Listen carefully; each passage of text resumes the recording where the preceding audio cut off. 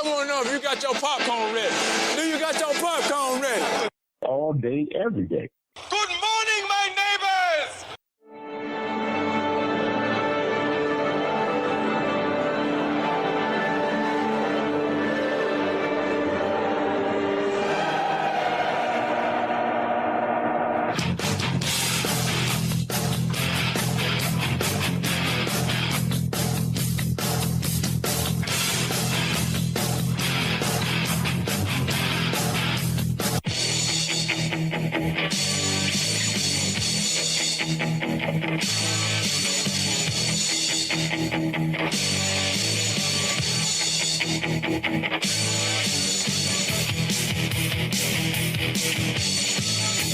That's why these two guys here, these are the men I want as my friends. They're the new blood. All right, everyone, it's that time of the week for the Detroit Sports Podcast. Episode 54 is on the air. The Doc and Jock Sports Show is ready to deliver. We got a lot to get to on this podcast. Joining me always for this podcast is my cousin, Adam Strozinski, the Jock. I am the Doc, John Macaroon. What's up, cuz? What's happening? You know what I feel is an underrated beverage? It doesn't get enough credit and doesn't get talked about enough. And I'm having my first one for this summer, I guess. What's that? A Slurpee. A Slurpee is great. And I know they just had like free Slurpee giveaway day like a month and a half ago. But I think the 7-Eleven Slurpee is just underrated. Imagine all the things you can do with a Slurpee. You can mix booze in with a Slurpee and it's great. You can drink a Slurpee by itself. You could drink a Slurpee with chips and it's awesome. I think the Slurpee's a great thing. The only bad thing about a Slurpee is if you drink it too fast, your head feels like somebody's taking hammers and beating you across the forehead. But other than that, dude, the Slurpee is great. You know, I haven't thought about that with what's been going on, but what kind of booze can you mix with a Slurpee? Rum. You can mix vodka. You can mix... With what? With what flavor? Of Slurpee or... Yeah, with what flavor of Slurpee? Or vodka or rum. You got to be specific here. I don't know what to mix in there.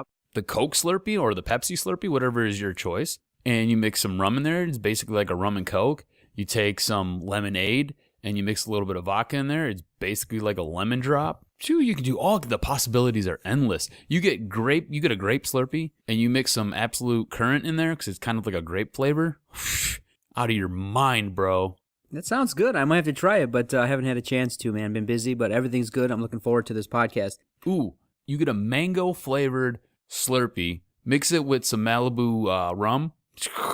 It's like a pina colada in a glass for you. I think I might be an alcoholic. No, I don't understand. I've never thought of mixing a Slurpee with alcohol. Everything is always better with alcohol. Let's just be honest. As you've heard, I've cracked some beers doing this podcast, so I have no complaints about that. Cuz, do you believe who's going to be on this podcast shortly? I do, dude. You rumored something to me about this, and it sounds enticing and pretty crazy. Yeah, if you're a fan of the TV show Entourage and the new movie that's coming out next year, Turtle, Jerry Ferrara is going to join us on this very podcast to talk sports. I reached out to him. I said, listen, let's talk some sports. Football season's right around the corner. You're launching your new podcast. I know it's going to be great. So come on this podcast and tell us what you think about our Lions and some issues with the NFL and some topical issues in the NBA, NFL. So shortly, Jerry Ferrara is going to call in, and we'll definitely talk to him about the Entourage movie and things he's been up to. So I'm excited for it. It's awesome. Can't wait to hear this. All right, so stay tuned. Right after the break, Jerry Ferrara, a.k.a. Turtle, will join us on this Detroit Sports Podcast. Stay tuned. I'm Megan McCormick out here in Fox Sports LA, and when I'm not sitting out in the sun, I'm listening to the Detroit Sports Podcast. It is our pleasure to welcome our next guest on the Detroit Sports Podcast. He is an excellent actor, entrepreneur, and podcast host. You know him from his roles on Entourage, Think Like a Man, and Think Like a Man 2. He just wrapped the Entourage movie. He's the host of the Bad for Business podcast. Jerry Ferrara joins the Doc and Jock program. Jerry, how are you this afternoon? I'm good. Thanks for having me, man. Much appreciated. Oh, it's all good, Jerry. You're new into the podcasting world. How is it going, and how did you decide to join us and become a podcaster? I mean, I am extremely new. You could actually call me Rook if you want throughout this whole podcast. I would not be offended.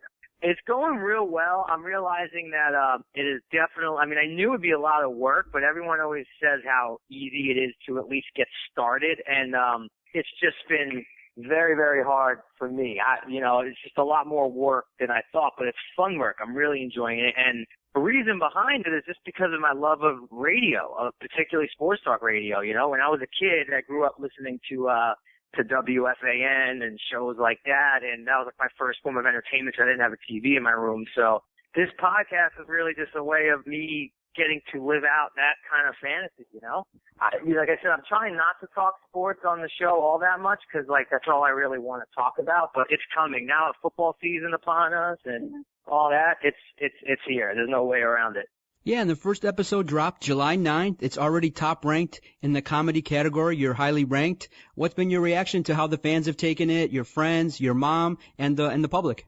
My mom loves it. My mom was actually in the pilot episode, and now she's a little mad that I haven't had, I have a great plan for her second episode. I just haven't gotten to it yet. The guest list has been a little stacked, so she's a little mad at me because she wants to make her reappearance. I'm learning. There's a big learning curve. I'm learning, obviously, there's a lot of the Bad Business listeners that want to hear the Entourage stuff and the Entourage guests.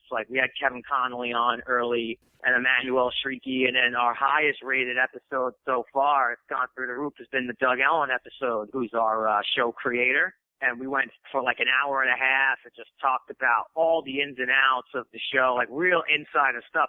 That stuff's playing real well, but then also, I'm going to mention his name because he's a Detroit boy, a buddy of mine, Mike Young, who's a stand-up comic and also a very, very talented writer, just directed his first movie.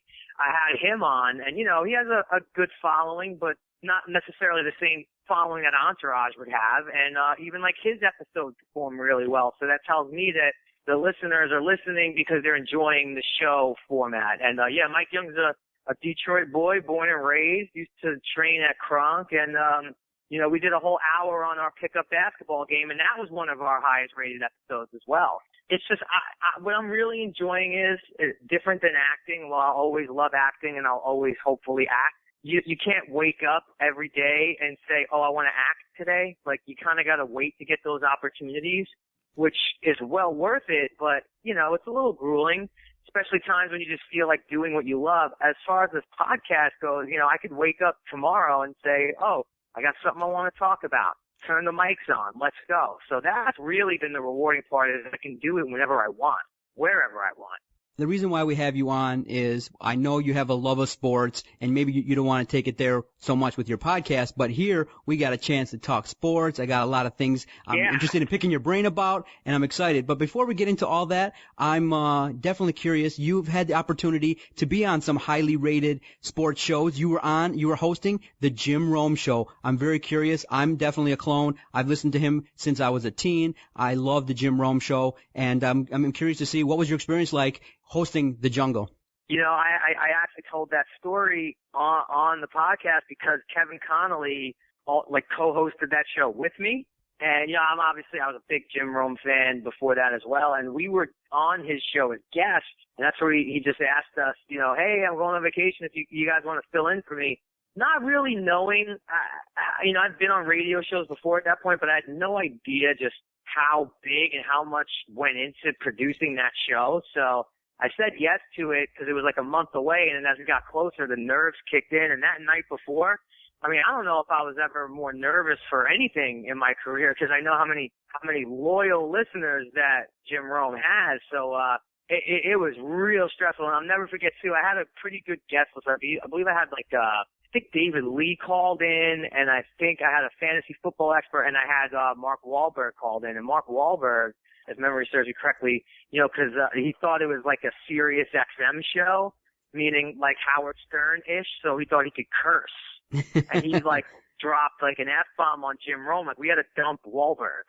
And I don't know how many people have actually dumped their interview with Wahlberg when he was on the line, but we had to because we had that delay, so we had to get that curse out of there. And we got him back on the line, and we finished up. I remember talking to him after, and he thought it was a Howard Stern-esque type show, and he could curse on it. So it was a tough day, but that's where I realized, I said, you know what, I don't know if I could do this for a living 5 days a week with these stakes, but, I'd love to do it in a smaller way. And then I went on to have a show on Fox Sports Radio once a week with Sean Farnham and Andrew Siciliano. And then I had a fantasy radio show on Sirius XM's Fantasy Channel. So this podcast is really just an extension of all that, because it really is a great, as you, I don't have to tell you, you do it. It's a great format, and it's my first version of embracing technology where, you know, I have a little studio in the house, and, you know, my girlfriend's my producer, and you know, I get to have my mom on the show. It's just cool. It's just very cool that we could do this effortlessly. We have on the line with the Detroit Sports Podcast, Jerry Ferrara. Jerry, you ready to start talking some sports?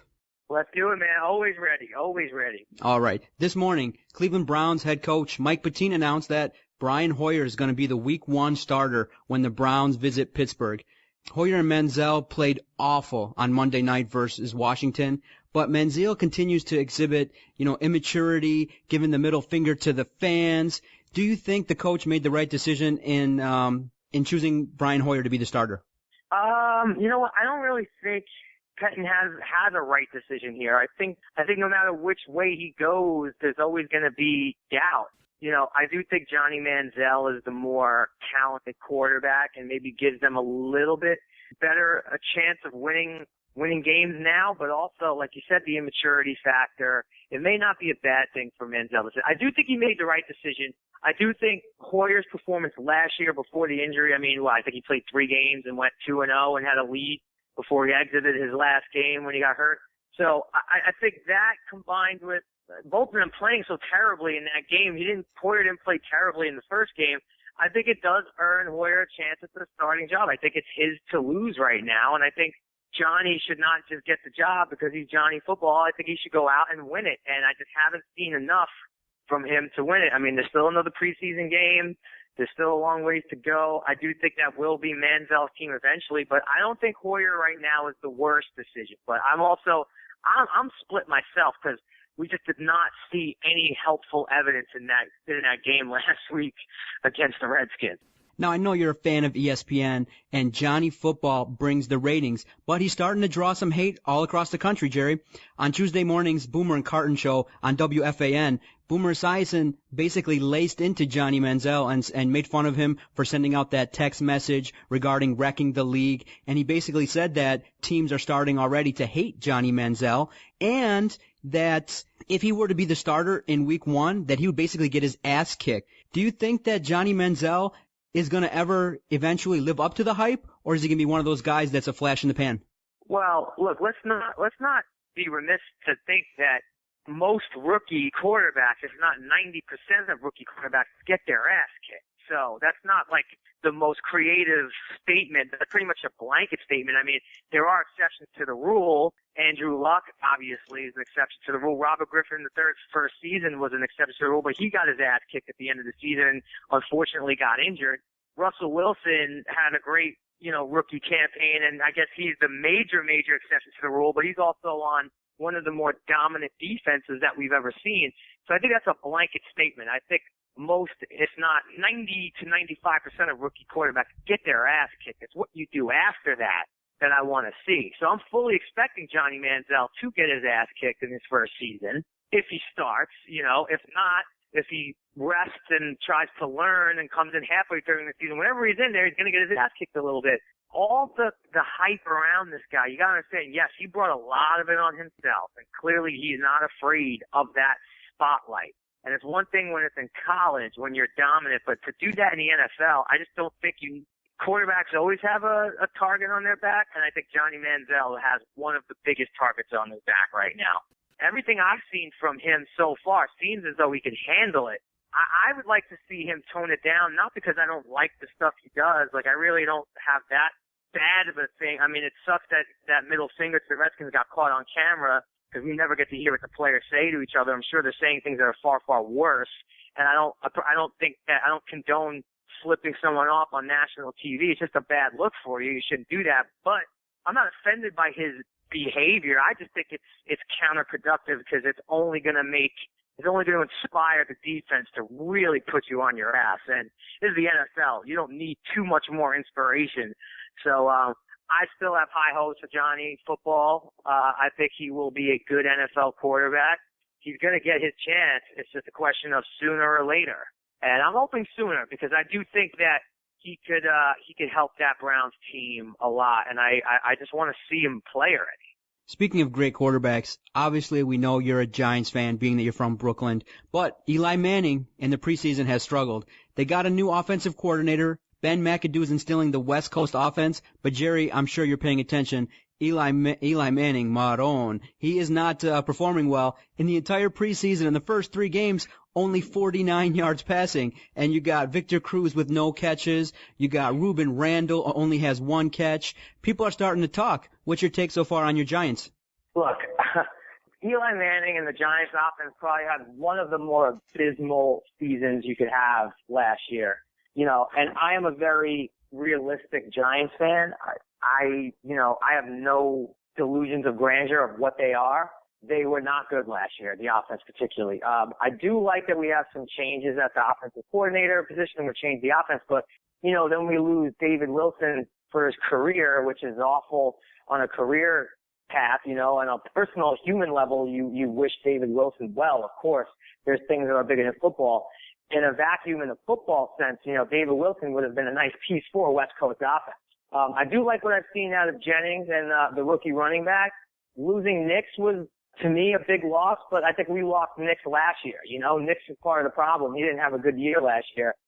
It's always hard for me to count Eli out. You cannot, if you know anything about the Giants and you're a Giants fan like I am, you just don't count Eli out, regardless if it's 28 interceptions or 8 interceptions, you know, 40 yards in the preseason or 400.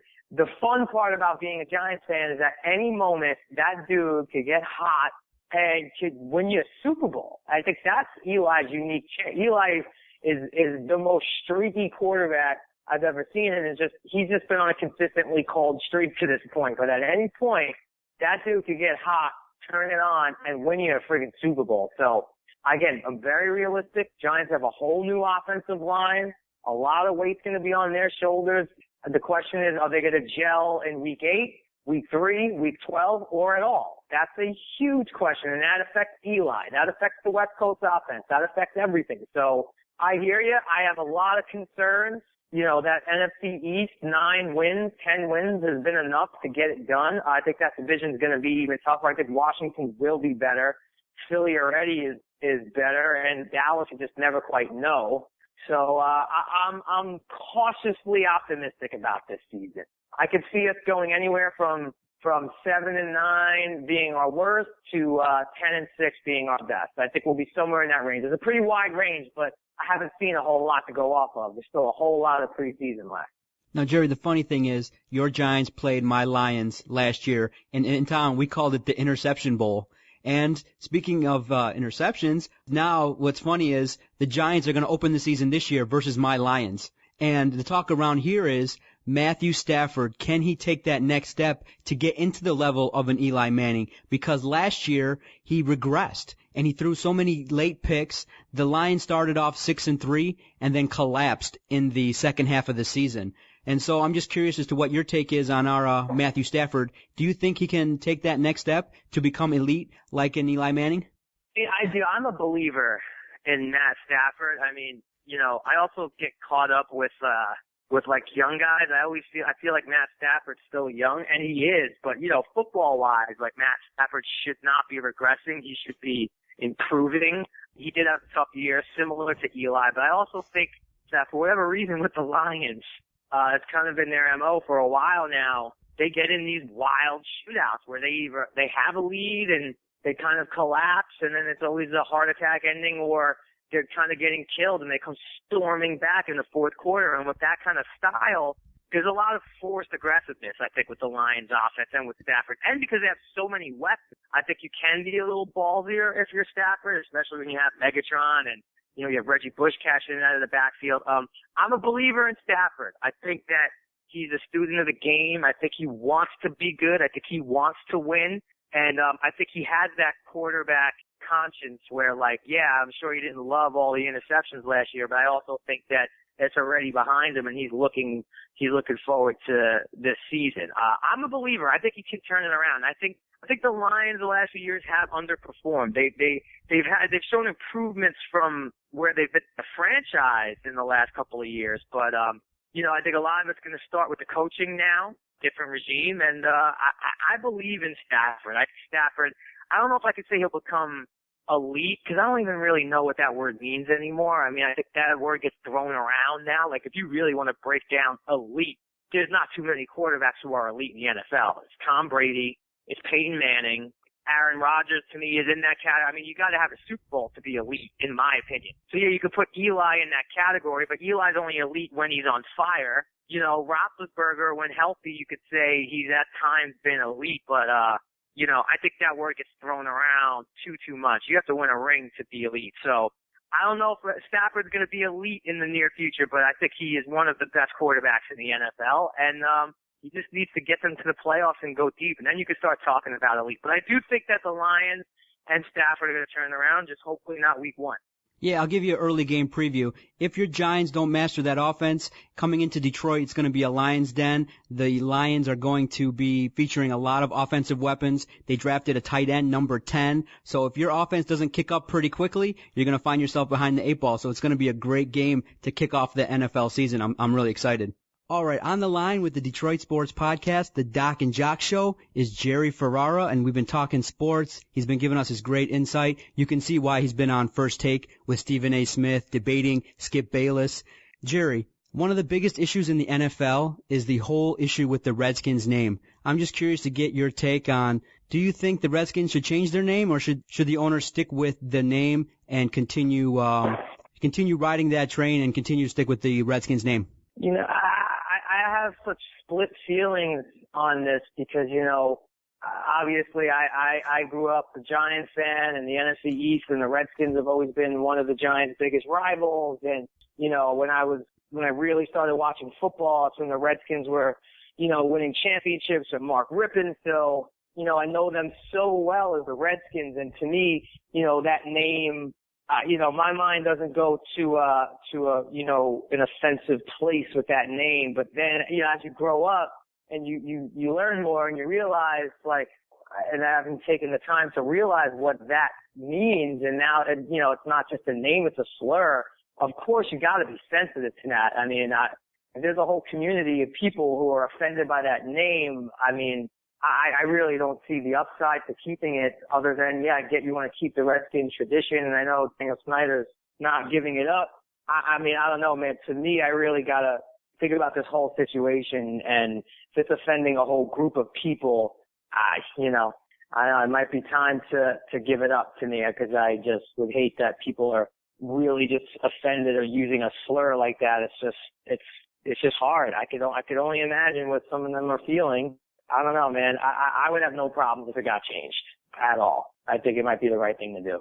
Yeah. But I'm not a Redskins fan, so I'm sure there's a whole legion of Redskins fans who will be upset about that. But like I said, if it's offending a whole race of people, then I really think we got to question the name for the football team. There's bigger things to me. Okay. Now the great thing about us is we got a lot in common. You're a Knicks fan. I'm a Pistons fan. What's your take so far on the Knicks offseason? I mean, they got the big prize, they got Carmelo Anthony, but the rest of the roster is kind of looking weak. What's your take? I mean, the rest of the roster is looking weak, but man, can we really have any worse of a season than we did last year? I don't think we can. To finish in 10th place in the East, that's a pretty bad season. I don't think it really gets worse than that, other than just totally doing a whole salary franchise dump like the 76ers are. Yeah, Jerry, it gets worse. You can be a Pistons fan. Well, that's what I'm saying too. I mean, but your Pistons are definitely showing some improvements, and they're trying to at least point in the direction of making it go. They got a good coach in there now, a proven coach who's been to a finals and knows how to coach a big man. So that's good for the Pistons. I actually like the moves that the Knicks have made. I'm not saying they're moves that propel us into the championship picture, but I think that they're moves that propel us into the playoff picture. And again, trying to be a reasonable, not having delusions of grandeur fan, I guess I'm also so damaged as a Knicks fan. I'm completely happy for right now getting into the playoffs. So my first goal always right now as a Knicks fan is let's get in the playoffs. Of course I want to go to the finals. I am done. The Knicks are the only franchise that I follow that's never won a ring in my generation. So if you ask me I could pick any team that I love to win a championship, I would pick the Knicks way before the Giants, way before the Yankees, way before the Rangers. It's not even close. So, but for me, it starts with just getting to the playoffs. And the East is wide open enough that a guy like Carmelo Anthony should be able to lead the Knicks deeper to the playoffs at this point. And then I like seeing something as simple as him losing weight, you know. I mean, I know that's not the biggest news flash in the world, but to me that just says he's taking this next chapter of his career, because he is entering the second half of his career in his prime. I like the moves they made. I like a guy like Calderon. Tyson Chandler clearly didn't really want to be there. I love their draft pick of Anthony Early. I think that he will be a stud.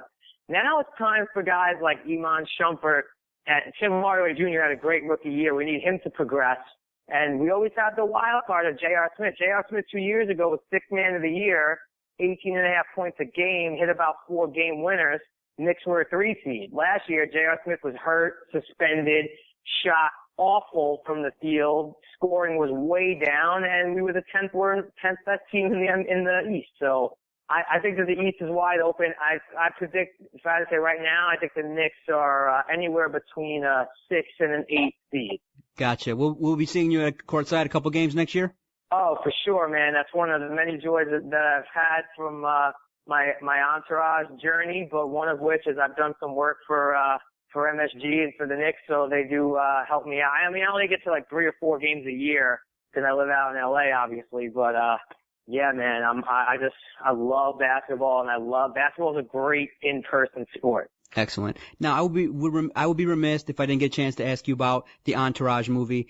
The Entourage show was one of those great shows that a lot of people gathered together to watch. I mean, it was aired after The Sopranos, so it was just a great Sunday night. It was so perfect, Jerry. The Sopranos came on, and then it was Entourage, and I can remember lots of nights watching the show. So I'm a big fan, and I'm thankful that you came on the podcast. And I'm just curious, what was the experience like with the Entourage movie, after a 3-year delay?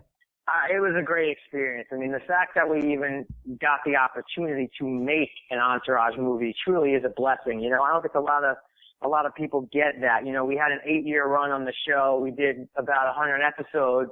You think that chapter of your life's over, which was difficult, but also, I was ready to move on to other things in my life after the show, but knowing I'd eventually miss it. And it did take a couple of years for me to miss it, and the timing was perfect to get to actually go explore those characters again and that show. I mean, it's definitely the most unique and probably the best job I'll ever have. Like, this movie will be out in June of next year. If you factor in the actual years, I've been working on Entourage related material for 11 years of my life. I got cast in the show when I was 23. I'm going to be 35 by the time the movie comes out. So, it's just a pretty unique run for one job. And, for the fans of the show, for the really diehard fans, I mean, they're going to flip out for this movie. But I think the movie also does a good job of the casual fan, the person who maybe hasn't seen every episode or only saw 1 or 2 episodes. It's universal for everybody. So, everyone is real excited. The movie looks real good. Excellent. And many of our listeners are fans of Entourage, and we're looking forward to it. Jerry, thank you for your time today. We appreciate you coming on the Detroit Sports Podcast. You are always welcome to come on this show. Whenever you want to talk sports, you have an open forum, an open invitation here on the podcast. Thanks for having me, man. We will definitely, call back, and I'll probably call back after that Lions-Giants game. Excellent. I look forward to chatting with you. All right, take care.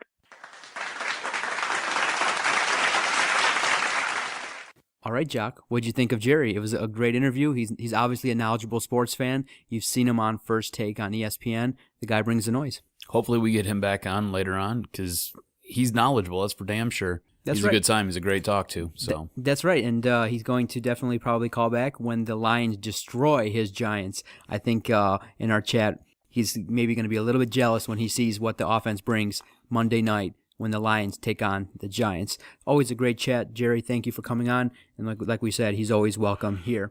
Now, another piece of business I want to get to, cuz We have a huge fan in the adult entertainment community. Kendra Lust is a fan of this very podcast, and she's a very big supporter. She retweets our stuff, and I'm sure she listens to episodes now and then. We want to thank her for being a supporter of this podcast, and so she's going to celebrate her birthday at Scores Detroit. Do you think that our wives would let us go? She's going to be dancing, I believe, September 12th and 13th to celebrate her birthday. So I definitely will give her a shout out for supporting us. And do you think our wives would let us go? And just be like, listen, hun, I want to go out to Scores, have a good night out with the Jock. What do you think my wife would say? Your wife probably say no. my wife would not be too pleased about it, but I'm going anyways. She's hot, bro. Come on now. Yeah, she's going to appear live. I know that's your number one. On your list, that's your number one. You got like 3 gold stars next to her. Three shows each on September 12th and 13th at Scores Detroit on 8 Mile there. So have you ever been there? No, I have not been there yet. Oh, it's a great place. I've been up on stage. I got whipped, had my underwear ripped off. It's crazy. It's a good time there. So shout out to Kendra Lust. Thank you for downloading this podcast. We appreciate it, and thank you for supporting our Twitter page at Detroit Podcast. We got to work. So I might not just going. I swear, I might just go. How? So you said I like Scores. Scores is a good time. It's a good time. What are the prices? Are they reasonable? Yeah, it's not too bad. I mean, It's a higher end strip club, so it's higher end strip club prices. I mean, you get decent prices on buckets of beer. It's generally what I get. I don't really get anything fancy. All right, let's get down to business, because the Tigers, we're going to hit on the great series that's going on right now between the Tigers and the Rays. We're going to hit on, some things that we've been seeing in terms of their style of play, in terms of the bullpen. They have been parading out there Jim Johnson, and we'll get a chance to talk about the stuff that he brings, and if he continues to put together performances like he did Tuesday night, that'll be a benefit. We also got to look at our competition. As we speak, the Tigers are 2 games back of the Kansas City Royals, and if you look at their schedule, it's kind of easier compared to the Tigers, but the benefit is we play Kansas City 6 times in the next few weeks. So we're going to get a chance to either distance ourselves with them or fall way behind. So it's going to be interesting. And then also, we're going to get a chance to talk about this new sensation that's kind of sweeping the MLB, this new Cuban player. Stay tuned. We'll talk about him and see maybe the Tigers make the short list of getting this Cuban superstar potentially who may play in center field. And then finally, we're going to play a round of Jock Jams. The Doc has several questions lined up for the Jock, and he's always ready to deliver. Because Tuesday night, I finally get a chance, peace and quiet. The little ones are sleepy. They're not getting in the way. I get the chance to sit and interact with the fans on Twitter at Detroit Podcast. And the vibe when Max Scherzer gave up those early runs, they were angry. I mean, I'm talking about, it was like everyone was vile, was nasty, was feeling like, you know what, I'm ready to jump off the bandwagon. And I don't know why, I just had a feeling like the Tigers were going to play well on Tuesday. Now, normally I'm the one leading the charge. I'm the one like, this is horrible, this is unbelievable, I can't take this anymore. And I'm sitting here pounding the table, cursing. But I had a feeling that Tuesday night's game was going to be different. So I tweeted out, let's have a little bit of faith. Calm down. It's still early. It was only in the first couple innings. Max Scherzer gave up a 3-run bomb. It's uncharacteristic, but it happened. And the Tigers clawed their way back, and we won the game in extra innings. And so I kind of felt vindicated in that the Tigers played pretty well. I mean, Jim Johnson came out there, pitched pretty well. It was disappointing that Jabba gave up another run. Had he not given up a run, Max Scherzer would have earned another victory, his 15th on the season, but it didn't happen. But we showed some grit. We won in extra innings. And so I just think that right now, I think fans are panicking. Fans are a little bit worried and concerned because we're 2 games back. We're not in first place, and it kind of seems like Kansas City is not slowing down. And our fears that we had earlier in the season are not going away. They're not going to fade away. They're going to be there through thick and thin. And guys, in baseball, no team typically runs away with their division. Everyone kind of got excited when we were 6 games up at the All-Star break. But Kansas City is on fire. And the Tigers are going to have to match them in the second half of the season. So this series versus the Rays is going to be good. I think we're going to have a good chance of taking 2 out of 3 with the way the rotation is. And I was pretty happy with the comeback on Tuesday and with what I saw. And so I just want to get your take a little bit on where the fans are at today and what you're seeing with our Tigers. I think the fans have every right to panic. I mean, you got the Kansas City Royals who basically are rolling out what would appear to be 4A players. They're not quite AAA players, but they're not quite major league players. And then you've got the Tigers with this expansive payroll. And the Tigers are been destined for the last 3 years to win a championship. And they sit there and they're just floundering out there. So I think the fans have every right to panic, and I think the fans have every right to get on guys like Joe Nathan, who then tell them to F off. And the fans have every right to sit there and boo when this team's not doing well. I say, you as the fans, tell them how you feel. We've been expecting a World Series now for years. And they'll either just kind of get there, and then they'll let it slip through their fingers. It's like they play with our heartstrings all the time. So this team needs to gear down, and they need to figure out what they have to do, and they need to go out there and they need to recapture first place. This is a division that they should be just walking all over. But Kansas City was the team that was projected early on in the season to give them fits and to sit there and give them a run for their money. And it's kind of coming to fruition now. Kansas City has a 2-game lead on the Tigers, and the Tigers, their aces and their big guns seem to be beat up and banged up and are either scuffling along or slumping miserably. Miguel Cabrera, I mean, it'd be great if the guy could hit a couple home runs. I mean, his numbers are just in the toilet. Verlander, working through shoulder soreness, okay, but his numbers are through the roof. He looks like garbage. The fans have every right to be upset and deserve to be upset, and they should be upset because this team should be leading this division by 7 games, and they're not. Because right now, we're sitting at 67 wins,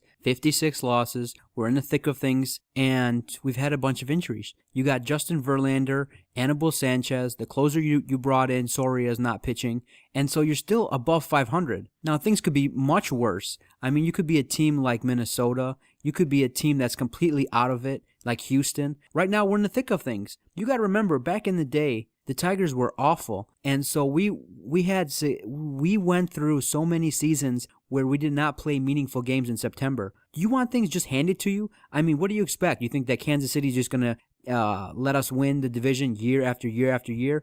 We are the 3-time defending AL Central champ. And you think just Kansas City is going to roll over? No, they've done some things. They've made some moves to try and offset what the Tigers are doing. And they've pinched from the Tigers. I mean, Omar Infante is doing his thing over there. And they got a great bullpen. And so what they did is kind of what the opposite of what the Tigers did. They kind of are loaded in the bullpen. And they can do things. They can do some damage on offense. Now, the starting pitching is not all that great. I mean, the Tigers can do some damage against them. The thing is this. Sometimes I think we want the success so bad that we forget there's other good baseball teams out there, and the Tigers are one of the teams that can compete. I definitely understand the passion of the fans when players come out there and say, you fans don't understand what's going on. Well, we understand what's going on significantly, and when the athletes make gestures like, you know, what Joe Nathan did, it was obviously a huge mistake, but he's feeling the heat. How many mistakes is he going to make, though? It's not the first time he sat there and he's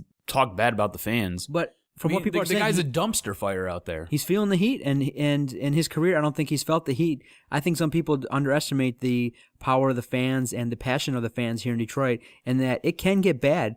Fans can turn on you really quick here in Detroit. But all I'm saying is this. Things are bad in terms of the bullpen, in terms of confidence in our ability to close out games if it's close. But right now, I think that fans just need to maybe tone it down just a little bit in terms of their anger and vitriol and kind of enjoy what you're seeing out there in terms of what the Tigers are doing. I mean, the Tigers are doing what they can in terms of providing us with quality entertainment. I mean, I got a chance to go out versus Pittsburgh, my first time going out to Comerica Park in a 1 o'clock game. Max Scherzer goes out there, strikes out 14 batters. I was like, wow. I've had the privilege of being there a couple of seasons back when Justin Verlander just totally dominated versus Arizona. I think he put up 12 to 13 strikeouts. And then last week versus Pittsburgh, you know, after losing 2 games to Pittsburgh, they come home and they get revenge. They played 2 great games, and Max Scherzer was absolutely dominating. And so I just think that...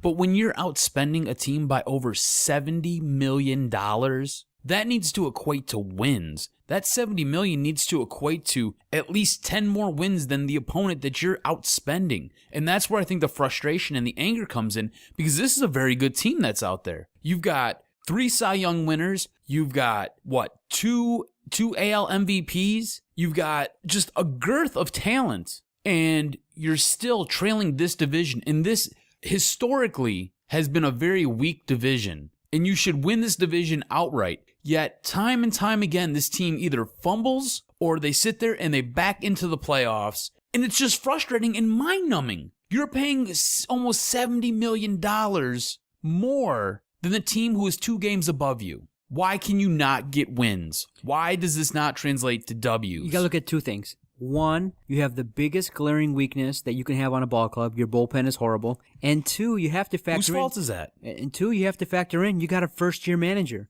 All things, we talked about this way back in October when this decision was made. Things are going to be a little bit bumpy with Brad Ausmus because it's not going to be all gravy. It's not going to be all good. He's going to have some times when he makes some bad choices. And I agree with you. And there should be a couple games that should be allowed for his error. But at this point, this team is so well put together and has so much talent on it, it should cover up for his mistakes. So we're 11 games should pick over those up. We're 11 games over 500. Do you think we should be 15 to 20 games over at this point? Yes, I do. I believe this team needs to be at least 5 games above the next closest team in this division, and that would be Kansas City. So I think they need to have at least 7 more games in the win column. At least. But you can't control injuries, and you can't control what's going on, and you can obviously see that Miguel Cabrera is not right.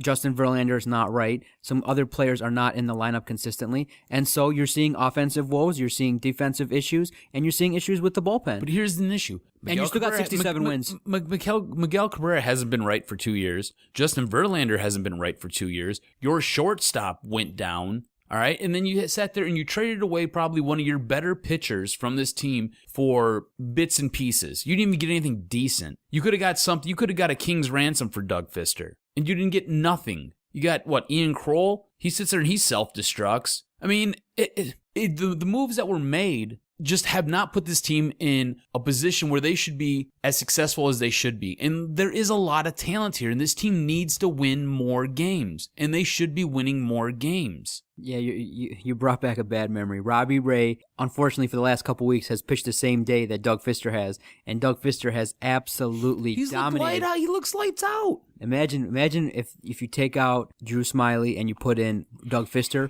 and you have Scherzer, Price, Fister, Verlander, Sanchez.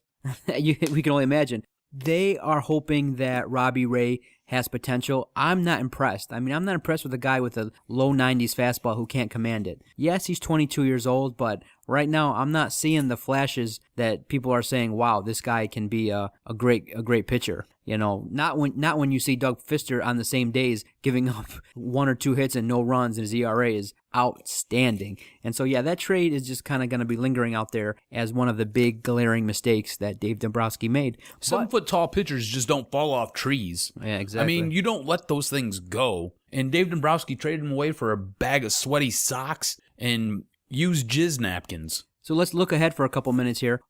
Because the Tigers have to win and also keep pace with the Kansas City Royals, what does the Kansas City schedule look like in the next couple weeks? What series are they going up against, and who are they going to play? Because the Tigers are going to play the Royals 6 times, but a lot of people are a little bit worried that Kansas City's schedule is a little bit easier, and if they continue on this roll, we may not even be able to catch them. I think Kansas City's biggest opponent that they're going to have, besides the Tigers, because like you said earlier, they play the Tigers 6 times down the stretch here, is probably going to be Boston or going on the road to New York. It's not that those teams are that much better. It's just that they, for whatever reason, they seem to play the Royals really tough. And I don't think, looking at the schedule, looking at the Tigers' schedule, I think the Tigers actually have a little bit of an easier schedule. And you might disagree with me, but I see this playing out very favorably for the Tigers. And I think the Tigers, in the end, will win this division. I just don't see Kansas City. Maybe it's just because I don't believe in Kansas City, but I just don't see Kansas City putting up enough W's down the stretch here, especially playing Detroit 6 times, to where Detroit should be all that worried and we should be really concerned with their schedule. They do have a very favorable schedule, Kansas City does. But Detroit's, I think, is a little bit more favorable, and I think Detroit just brings a little bit more to the table than Kansas City does. So I think if Detroit just kind of puts it together, which has been the hair-pulling and the most mind-maddening thing this season, I think Detroit wins this division hands down. I don't think they got to sit there and fight for a wild card spot. Now, cuz, in a year when we're expected to make a deep run, there's potentially a Cuban player out there named Rusney Castillo that we could acquire basically for nothing. He's a 27-year-old Cuban center fielder, and he has aligned himself with Jay-Z, and it's likely that he's kind of whittled down his teams to Boston, Detroit, Philadelphia, the Yankees, and the San Francisco Giants. Now, it's likely that he's going to sign a 5 to 6 year deal worth $60 million. He's 27 years old, and he's already drawing comparisons to Andrew McCutchen and Yasiel Puig. A lot of people around town are clamoring for this guy, and a lot of people are clamoring for him quite loudly, saying that if we don't get him, it's an epic disaster, and it shows that we're not committed to winning. What have you heard about this guy? What's been the rumble, and why is this guy's name keep popping up all over Twitter and all over everyone's wish list? What the hell is that about? He's projected to be a 20 home run, 30 steal guy. So that means he brings a lot of quickness. He's fast. So imagine what that would do to your center field, which at Comerica Park is huge. It's mammoth. It's one of the bigger center fields in all of Major League Baseball. So you put a guy like that. That's what Austin Jackson was supposed to bring to the table.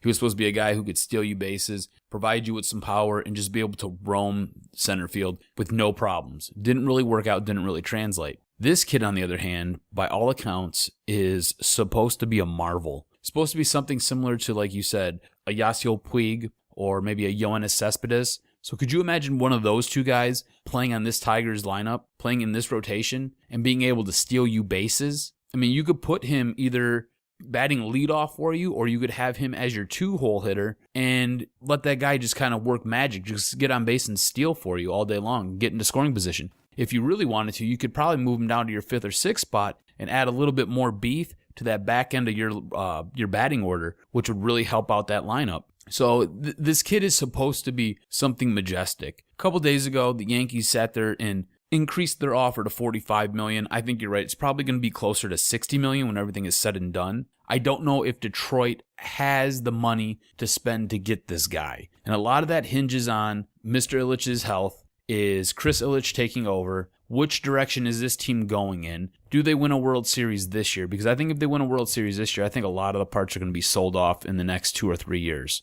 So, and who is actually really running this team? Is it still Mr. I, or is it Chris Ilitch? Nobody really knows, and you won't really know until next year when you kind of see how this roster is put back together. So what do you think the percentage chance the Tigers land this guy? I'm going to put it at about 12.5%. Oh, that's okay. So it's you got to of, remember, yeah. go back through and name all the teams that you said. Okay, I think it was New York, Boston, Detroit. Was Los Angeles in the mix? Because I read something that Los Angeles Dodgers were in the mix. No, my list said the Red Sox, the Tigers, the Phillies, the Yankees, and the Giants have kind of emerged as the front runners for this guy. All right, so the Yankees can spend an incredible amount of money because they've got the MSG network, so they can spend an incredible amount of money and pretty much outbid everybody. Boston just sat there and cleared up a whole bunch of money when they sat there and basically traded away half their team. They don't really I don't think they necessarily need a center fielder, but you could team him with Yoenis Cespedes, and it's going to look really nice for him.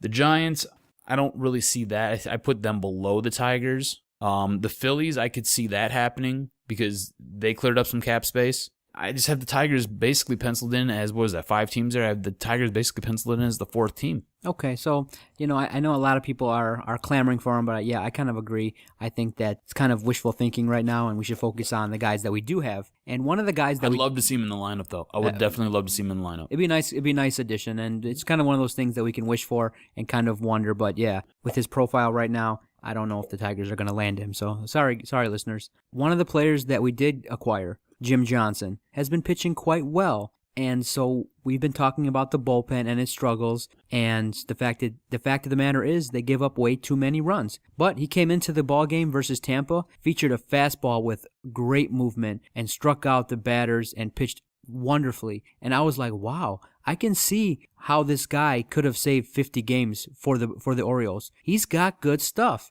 And I just think that he lost his command, and sometimes pitchers go through that. But if he can regain that form, then that can just be one other piece where you could go Jim Johnson, Soria, Nathan. And if Nathan continues his antics and is not the closer, you can go Chamberlain, Jim Johnson, and Soria. That can ease the tension a little bit in the bullpen, and you can have Al Albuquerque do his thing, and come in and spot duty. But if Jim Johnson can continue on and pitch that way, then I'll be happy. I think that was kind of a whoa. He actually can do some things if he's consistent. What'd you think when you saw him pitch versus the Rays?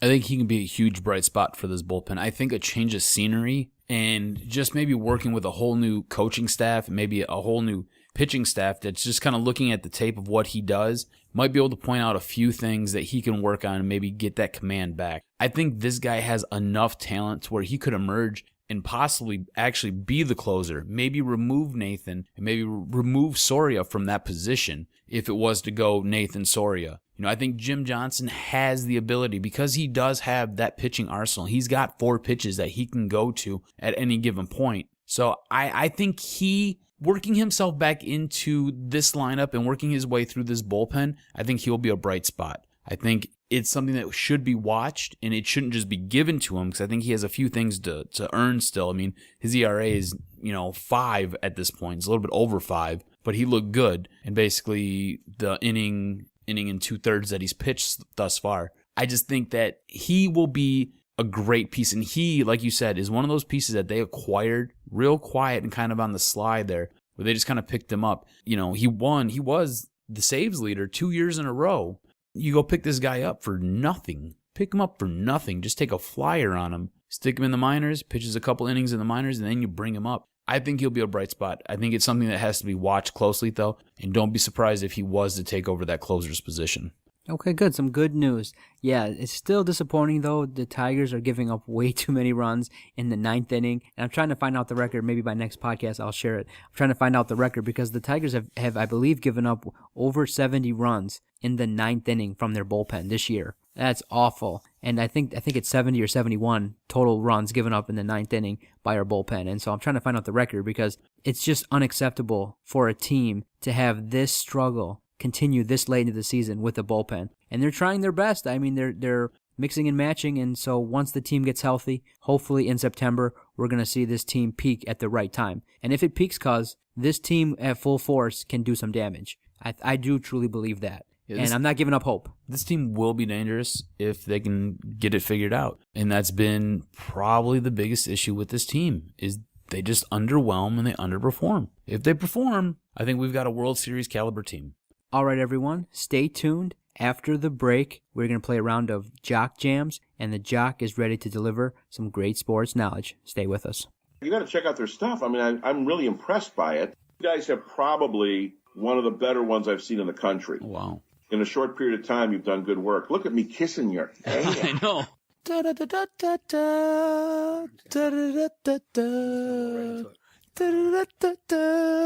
know, is that how the NCAA tournament song goes? I have no idea.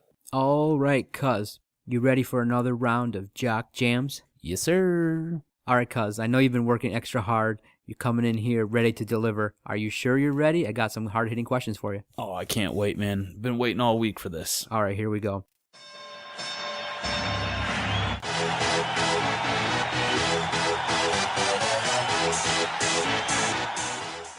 Mone Davis. Have you gone a couple hours on SportsCenter without seeing Mone Davis? I mean, she's on the cover of Sports Illustrated, and she's been, rather impressive. I mean, she's a young girl pitcher in the Little League World Series, and she's kind of taken the country by storm. But do you think, cuz, it's too much hype for a girl to be covered this much in the media at such a young age and to be exposed to the national spotlight at her age? Have you witnessed any of the interviews that ESPN or anybody else has conducted with her? She's done a great job. Yes, I have. She comes off very polished, very mature. She seems like she has a good grasp of everything that's going on. She's just kind of taking it in stride. That being said, yes, I think it is a little bit overblown and a little bit overdone. However, I do think that it's deserved because she's amazing. Have you watched any of the Little League World Series? Yeah, she's amazing. I like watching the Little League World Series. The competition, the spotlight, the pressure, and she's done a great job. But the question is this: what if she fails? What if the pressure gets too much for her?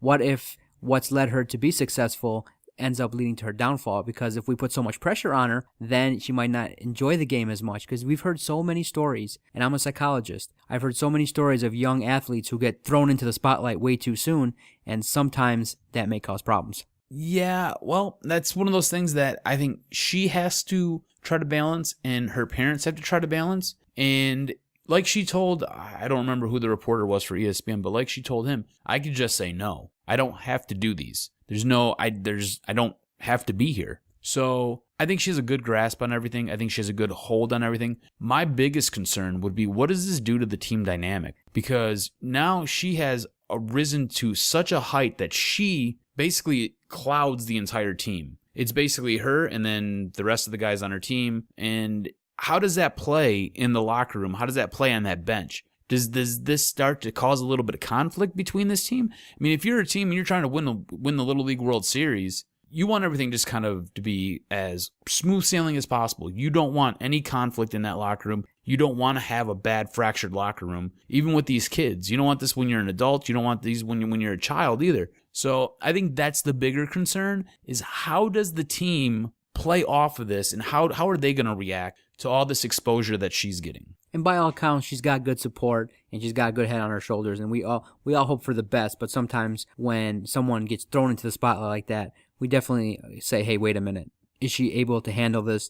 And can we protect her enough to not allow any bad things from happening to her? Especially at a young age. You don't want to see kids, face scrutiny or things like that, because unfortunately it's true. As a society, we love to raise people up and then we love to crush them down at the same time and tear them down. It's the way it is.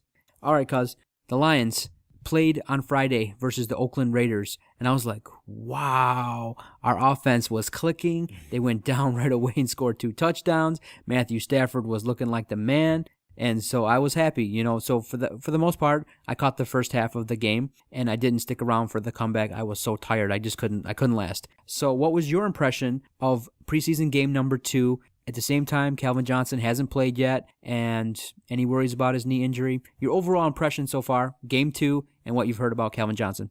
I thought the offense looked good. I think that's going to be a continual work in progress. I don't think they're going to actually start firing on all cylinders and being as lethal as they possibly can be until probably right around the 3rd game, maybe the 4th game. That being said, I'm still nervous about this defense. I know that the secondary, especially in that first half, made a few big plays, but I still scratch my head on them. I'm not ready to give myself over to that defense and say, yeah, this team can help win us a playoff game. The depth on this team, I'm okay with for right now. I like where they're going. I like the fact that this coaching staff has come out and basically taken the wood to Nick Fairley and said, hey, you're not performing. You're now going to get demoted. And it's been very public. And they're basically making a point with him. I like that. With Jim Schwartz, we would never have seen that. Nick Fairley could have been able to do whatever Nick Fairley wanted to do. This coaching staff has come out and said, we don't play these rules. We don't play by these games. This is how we do things. You need to get with the program or you're going to be out of here and you're not going to play. So I like that. As far as Calvin Johnson goes,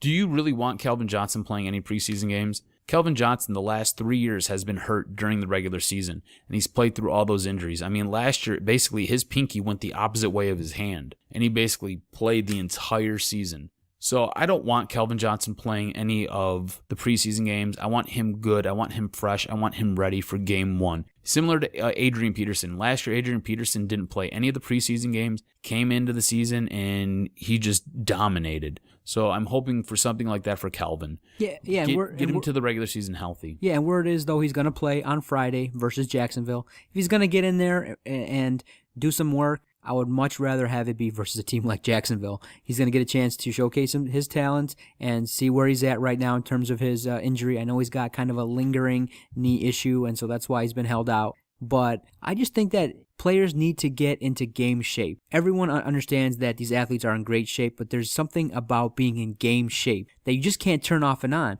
And if he doesn't play in the preseason, it may take a game or 2 until he gets fully into game shape. And unfortunately, the Lions just can't afford that, because with the Lions, one loss, 2 losses can turn into a losing streak. And so they're right out of the gate going to play the Giants on Monday Night Football. And Eli Manning is going to want to show that he's picked up this West Coast offense. He's going to want to show off and definitely continue to silence the critics who continue to berate him, even though he's won 2 Super Bowls, even though he's struggled, like I talked to Jerry about, in terms of his, this preseason learning the new offense. He still gets criticized. And so I just think that as long as he can get into some game action, get into some game shape, before and to avoid injury, then it's all good. And I agree with you. But at the same time, I'm also liking the fact that Stafford is not looking so disorganized. He's kind of got a feel of what's going on with the offense. It's nice to utilizing different receivers. Nice to see Golden Tate catch his first touchdown pass. So it's I was thoroughly impressed with the first half, and I liked what I saw. As long as we can continue to grow in this preseason, then we're ready to go. I'm looking forward to it. Some optimism from the Lions.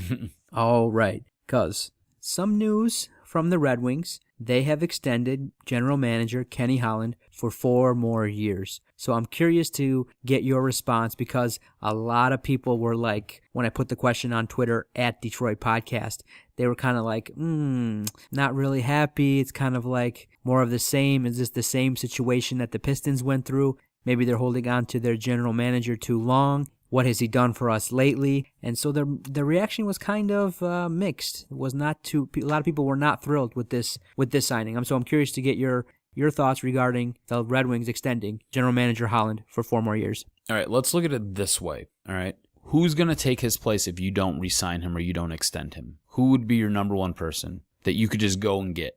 Obviously everyone would want Steve Yzerman, but I don't think he would come here. I don't think so either. I think he's building something in Tampa Bay. And then you've got Jim Nill, and he's building something in Dallas. And then after that, there's kind of everybody else. So if you go through Ken Holland's record and you look at everything that he's brought to this Red Wing organization, and you look at the things that he's done a marvelous job. I think him getting the 4-year extension is basically the team saying, you've got 4 more years, fix your mistakes, and get this team back to where you had this team. So I think this is a little bit of leeway because of everything that he's done in the past. There's really nobody here in the present. So what you're going to do is you're going to give him 4 years to try to bridge that gap and let him sit there and rectify what's gone on these last couple seasons. Now, signing guys like Dan Cleary, bringing Daniel Alfredson back, I don't know how that actually translates to wins, and I don't like those things that are being done. But I think Ken Holland has earned enough respect, and Ken Holland has done enough as a general manager, especially a general manager of this team in this city,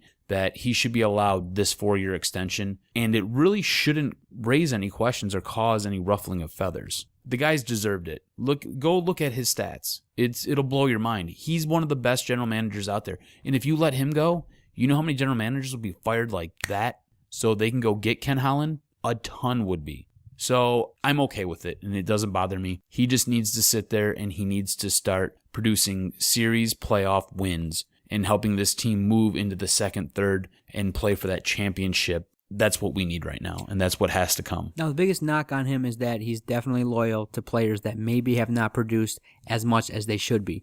Do you think he can find the right balance between playing the young players and putting together a lineup with veterans? Yeah, because you've seen him do it time and time again. I mean, you've seen him basically have veteran-laden squads, and then he brings in guys like a young Pavel Datsyuk and a young Henrik Zetterberg, and those guys help win you Stanley Cup championships. So I think he can do it. It's whether or not he's willing to do it. I think at some point you have to you have to basically cut your nose to spite your face. You know, you got to let a guy like Dan Cleary go. He didn't bring you anything last season. He basically was a healthy scratch large portions of the season. Daniel Alfredson, I don't really have a huge problem with. He was your second most productive forward on this team. I think he had the second highest point total on the team. So I'm okay with that. That doesn't necessarily bother me. He's an older player. He doesn't have the speed that he used to have. He doesn't necessarily have the hands that he used to have, but he has a veteran presence. He's a calming influence, and he can score goals when you need him. So I'm okay with that. But at some point, you've got to let guys that are dead weight go. And I don't care how loyal you are to them. You know, I mean, you got a guy like Tutu that you're sitting there and you're just kind of bouncing him between the Red Wings and Grand Rapids, and he's just back and forth, and you won't buy the guy out because you want to do him a solid. Then you turn around and you buy him out so he can go play for another team. I mean, why would you do that? You got a guy like Johan Franzen who underproduces year in and year out, and you say that you need more guys like Johan Franzen? That just doesn't make sense. You're just being loyal. You like these guys. You drafted these guys. You watch these guys grow up basically in your presence. You can't do that. You can't fall in love with players. As a general manager and as an owner, your biggest mistake ever is falling in love with players. The moment you do that, you sit there and you start to hinder your team, and you can't sit there and you can't win championships, and you can't be productive. You have to, this is going to sound really cold and it's going to sound really cruel. You have to look at them like they're a commodity, and they have to have a value. And once that value starts to dip, or if you know a little something and you know that value is going to dip, you need to sell, sell, sell, sell, sell. This is business. The business world is cold. That's how you have to play it, and that's how it has to be. You can't fall in love with these guys. Jock, great job. You always bring the noise, and we're lucky to have you here on this podcast. Another great episode of the Detroit Sports Podcast is in the books. I want to thank everyone who listens and downloads to this podcast. I want to thank our supporters at the Detroit Sports Nation. Check out their Facebook page. Check them out on Twitter at DET Sports Nation. And check out their website, DetroitSportsNation.com. You can find our podcast there and great sports content from their writers. Also, thank you to those who contribute to our podcast. Thank you to those who are clicking through the Amazon banner and buying things. If you click through the Amazon banner and you make a purchase, they kick us back a little something, and we greatly appreciate it. And we thank those who have been contributing $1 a month. That helps keep us afloat, and it helps keep the podcast running smoothly. And finally, we want to thank Jerry Ferrara for joining us on the Detroit Sports Podcast. Cuz, time to wrap it up. I'll see you next week. See you next week. Go Tigers. All day, every day. They have been called a dirty ball club, and I can see why. This is a typical disgusting display by Doc and Jock. the yellow, gutless way they do things here. I think he comes off as just an asshole. So I've been up on stage. I got whipped. I had my underwear ripped off.